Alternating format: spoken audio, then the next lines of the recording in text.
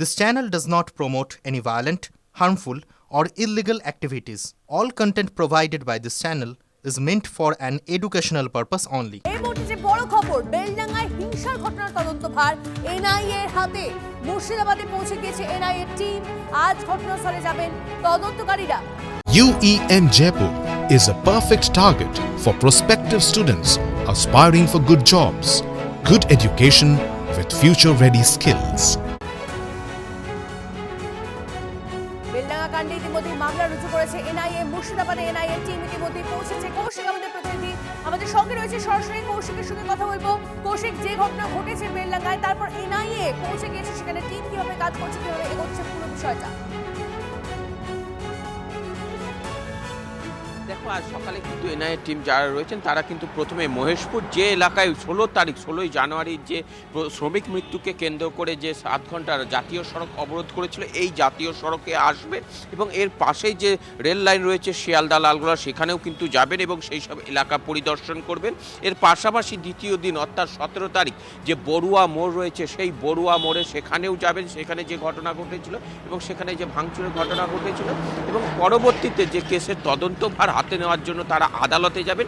আদালতে যাওয়ার তাদের মূল উদ্দেশ্য হচ্ছে যেসব ধৃতদেরকে অর্থাৎ যাদেরকে গ্রেপ্তার করা হয়েছে তাদের আজ আদালতে তোলা হবে। তাদের যে জেল হেফাজত বা যারা পুলিশ কাস্টাডিতে ছিল তাদের আজ আদালতে তোলার দিন রয়েছে, সেই কারণে তারা আদালতে যাবেন এবং তাদের জামিন যা আটকানোর চেষ্টা করবেন। এর পাশাপাশি তদন্তভারের যে সমস্ত নথি রয়েছে সেই সমস্ত নথি তারা সংগ্রহ করবেন এবং এই কেসের যিনি আইও আছেন সেই আয়োর সঙ্গে কথা বলবেন এবং তদন্তের গতি প্রকৃতি কোন লাইনে ছিল, এই রাজ্য পুলিশ কোন লাইনে করেছে, এই আয়ো কোন লাইনে করেছে, সেই সমস্ত বিষয় খতিয়ে দেখার পাশাপাশি এই মহেশপুরে এসে কিন্তু সেখানে সাধারণ মানুষের সঙ্গেও তারা কথা বলবেন এবং কি কারণে এই ঘটনা ঘটেছিল প্রায় 7 ঘন্টা, যেখানে পরবর্তীতে যে শ্রমিক মৃত্যুর ঘটনাকে কেন্দ্র করে উত্তেজনা ছড়িয়েছিল, পরবর্তীতে যে রিপোর্ট আসে সেখানে কিন্তু আত্মহত্যার কথাই সামনে আসে। তাহলে এই গুজব কারা রটিয়েছিল, উদ্দেশ্য প্রণোদিত এবং কারা কারা এর এবং এই তদন্ত কেন্দ্রীয় এজেন্সি পৌঁছে গেছে এনআইএ টিম। এই মুহূর্তে কাজ শুরু হয়েছে। সমস্যাটার আপডেট টিভি9 বাংলা দিচ্ছেন কৌশিক। আপাতত ধন্যবাদ। মুর্শিদাবাদ জেলায় এই ধরনের ঘটনার ক্ষেত্রে কেন্দ্রীয় বাহিনী ব্যবহার করতে পারে, তার রেফারেন্সেই পিটিশন অ্যাপ্লিকেশন আমি করেছিলাম। সেখানে আমার বক্তব্য ছিল পরপর 2 দিন বেলডাঙ্গায় যেটা হয়েছে এটা এনআইএ ইনভেস্টিগেশন হওয়া উচিত। সেক্ষেত্রে মহামান্য প্রধান বিচারপতির বেঞ্চ ক্লিয়ারলি অর্ডার দিয়েছিল যে এনআইএ বা ভারত সরকার চাইলে এটা নিতে পারে। আমি খুশি এনআইএ এটা ইনভেস্টিগেশন করেছে। এনআইএ তদন্তের এই আদেশকে আমরা স্বাগত জানাচ্ছি। এর ফলে যে প্ল্যানিং, ভারত বিরোধী প্ল্যানিং, সেটা সামনে আসবে।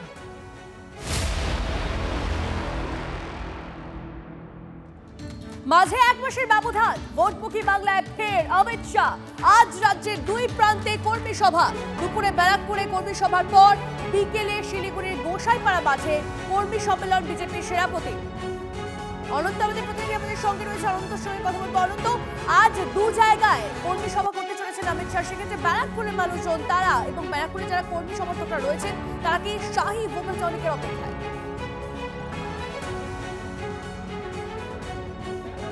একদম, আর তার জন্যই দেখো প্রতিটি কাউন্টার হয়েছে, কাউন্টারে কর্মীরা আসছেন, তাদের পরিচয়পত্র দেখাচ্ছেন, তারপরে তারা ঢুকছেন মঞ্চে। এখনও অমিত শাহ আসতে হয়তো 11:10 তিনি আসবেন। এখানে বিভিন্ন বিধানসভা ওয়াইজ কর্মীরা আসছেন। আমডাঙ্গা, বীজপুর, নৈহাটি, ভাটপাড়া, জগদ্দল, নোয়াপাড়া, ব্যারাকপুর, হরিণঘাটা, কল্যাণী, বাগদা, বনগাঁ উত্তর, বনগাঁ দক্ষিণ, গাইঘাটা, সমস্ত অর্থাৎ 4টে জেলার প্রতিনিধিরা এখানে আসবেন।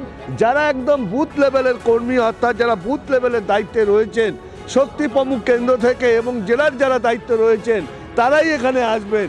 আর সেই আশার অপেক্ষায় তারা আছেন যে অমিত শাহ তিনি কি ভোকাল টনিক দেবেন, যে ভোকাল টনিকে তার যে নির্দেশিকায় তারা কাজ করবে। তবে এইখানে যারা কর্মকর্তা একটু জেনে নিই, বলছি যে আর আসতে তার কতক্ষণ বাকি, কি কি প্রিপারেশন হচ্ছে, আপনারা মানসিক কতটা প্রস্তুতি, কি মেসেজের আশা করছেন?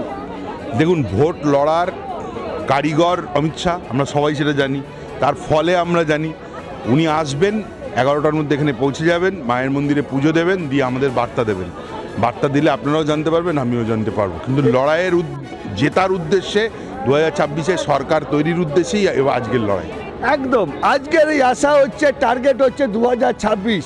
তার জন্যই যত বুথ লেভেলের কর্মী যারা এই যুদ্ধটা করবে, ভোট যুদ্ধ, তাদেরই একটা বার্তা দেবেন, মেসেজ দেবেন কিভাবে লড়াই হবে, ময়দানে কিভাবে থাকতে হবে, কিভাবে ভোট কেন্দ্রে লড়াই করতে হবে, পাবলিকের কাজ, যারা জনতা ভোট যারা করবেন অর্থাৎ ভোট যারা দেবেন সেই ভোটারদের কি বোঝাতে হবে, কি সমস্ত সাংগঠনিক জেলাকে দেখানো হচ্ছে। দেখো, বর্ষিরহাট সাংগঠনিক জেলা, বনগাঁ সাংগঠনিক জেলা, বারাসাত সাংগঠনিক জেলা, ব্যারাকপুর সাংগঠনিক জেলা, মোট 5000-এরও বেশি যারা বুথ স্তরের যারা নেতৃত্ব দেন, অর্থাৎ একদম বিজেপির যে লোয়ার লেভেল, অর্থাৎ তাদের যে কনস্ট্রাকশন, যে সংগঠনের যে শক্তি প্রমুখ, সেই শক্তি প্রমুখ থেকে যারা কার্যকর্তা আছে, অর্থাৎ মণ্ডলের সভাপতি, জেলার স্তরে যারা আছেন, তারা আসবেন এই ভোকাল টর্নিং অর্থাৎ এই বার্তা শুনতে। আর সেই অপেক্ষা, তবে আটোসাটো নিরাপত্তা এখানে একদম মিডিয়া ভেতরে তাদের অ্যালাউ নেই। তারা যে আলোচনা হবে সেই আলোচনা খুব রুদ্ধদ্বার, এরকম যে ট্রেন্ড করা হয়েছে সেই ট্রেন্ডের মধ্যে কিউআর কোড ছাড়া, যে বিজেপির যে সাংগঠনিক যে কিউআর কোড দেওয়া হয়েছে প্রতিটি নেতৃত্বকে, সেই কিউআর কোড ছাড়া কেউ এই পরিচয়পত্র ছাড়া ভেতরে প্রবেশ নিষেধ। নিরাপত্তা রয়েছে, তার পাশাপাশি টার্গেট সেট করে দেবেন আজ অমিত শাহ। সেক্ষেত্রে কি টার্গেট দেন অমিত শাহ? একদম বুথ লেভেল কর্মী থেকে শুরু করে সকলে আসতে শুরু করেছেন। অবশ্যই নজর থাকবে অমিত শাহের বার্তার দিকে। ধন্যবাদ।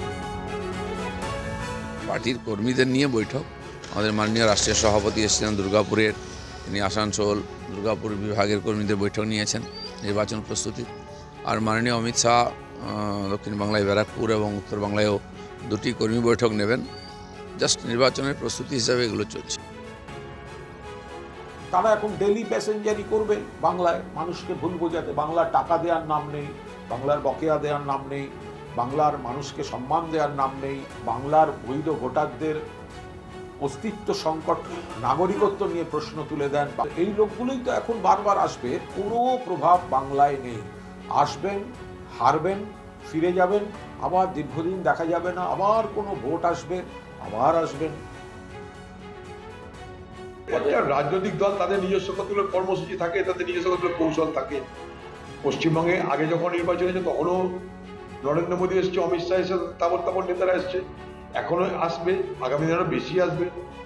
তারা ভোট করবে, তাদের দখল করতে চাইছে, ফলে তারা তার ঘরে বসে থাকবে না, তারা দৌড়াদৌড়ি করবে। বাংলা মানুষ সিদ্ধান্ত নেবে। আমরা চাই বাংলা মানুষের কাছে ধর্মনিরপেক্ষ শক্তি হিসাবে বাংলার মানুষ আগামী দিনে ভাবুক। ভালো কথা তো, ও তো মণিপুরে যাওয়া উচিত ছিল, ও তো আসামে যাওয়া উচিত ছিল। যে আসামের মুখ্যমন্ত্রী বলছে একটা গরিব রিক্সাওয়ালা যদি 5 টাকা চায় তাকে 4 টাকা দেবে, অথচ সংবিধান নামে শপথ নিয়ে বলছে সব মানুষকে সমানভাবে দেখব। আজকে গোটা দেশে এই যে পরিযায়ী শ্রমিকদের উপর হামলা হচ্ছে, এই সোনামুখী বাঁকুড়ার কত লোক পরিযায়ী হয়ে আছে, ভাষার নামে, ধর্মের নামে, উপাসনা পদ্ধতির নামে, পোশাকের নামে, খাদ্যের নামে তাদের উপর হামলা হচ্ছে। সেখানে স্বরাষ্ট্রমন্ত্রী যাচ্ছেন না কেন?